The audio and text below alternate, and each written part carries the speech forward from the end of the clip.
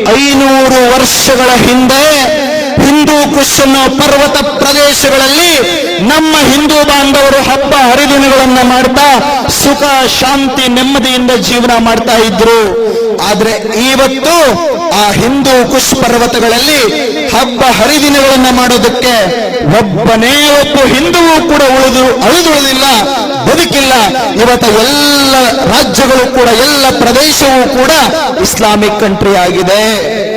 ಆತ್ಮೀಯರೇ, ಎರಡನೆಯದಾಗಿ 400 ವರ್ಷಗಳ ಹಿಂದೆ ಅಫ್ಘಾನಿಸ್ತಾನದಲ್ಲಿ ನಮ್ಮ ಹಾಗೆ ನಮ್ಮ ಹಿಂದೂ ಬಂಧುಗಳು ಪೂಜೆ ಭಜನೆ ಸಂಕೀರ್ತನೆಗಳನ್ನ ಮಾಡಿಕೊಂಡು ಸುಖ ಶಾಂತಿ ನೆಮ್ಮದಿಯಿಂದ ಜೀವನ ಮಾಡ್ತಾ ಇದ್ರು.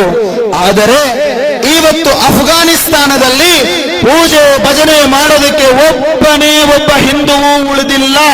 ಎಲ್ಲರ ತಲೆಗಳನ್ನ ಕತ್ತರಿಸಿ ಬಿಸಾಕಿ ಖಾಲಿ ಮಾಡಿದ್ದಾರೆ.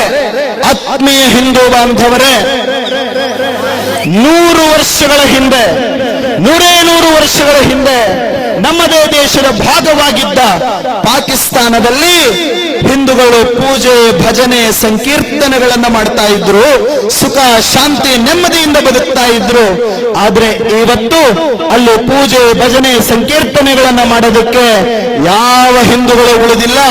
ನಮ್ಮ ದೇಶ ಧರ್ಮಾಧಾರಿತವಾಗಿ ವಿಭಜನೆಯಾದ ಕೆಲವು ತಿಂಗಳು, ಕೆಲವು ವರ್ಷಗಳಲ್ಲಿ ಟ್ರೈನ್ಗಳಲ್ಲಿ ಹೆಣ್ಣು ಮಕ್ಕಳನ್ನ, ಗಂಡಸರನ್ನ, ಗರ್ಭಿಣಿಯರನ್ನ, ವಯಸ್ಸಾದವರನ್ನ, ಗಂಡು ಮಕ್ಕಳನ್ನ, ವಯಸ್ಸು ಮುದುಕರನ್ನ ಕತ್ತರಿಸಿ ಹೆಣಗಳನ್ನ ತುಂಬಿ ರೈಲಿನಲ್ಲಿ ಪಾಕಿಸ್ತಾನದಿಂದ ದೆಹಲಿಗೆ ಕಲಿಸಿಕೊಟ್ಟಿದ್ದನ್ನ ನಿಮಗೆ ಗೊತ್ತಿಲ್ವಾ? ಸಾಕಷ್ಟು ಜನ ಆ ಸಮಯದಲ್ಲಿ ಇದ್ದಂಥವರಿದ್ದಾರೆ. ಇವತ್ತಲ್ಲಿ ಹಿಂದೂಗಳು ಯಾರೂ ಕೂಡ ಪೂಜೆ ಭಜನೆ ಮಾಡೋ ಪರಿಸ್ಥಿತಿಯಲ್ಲಿ ಇಲ್ಲ.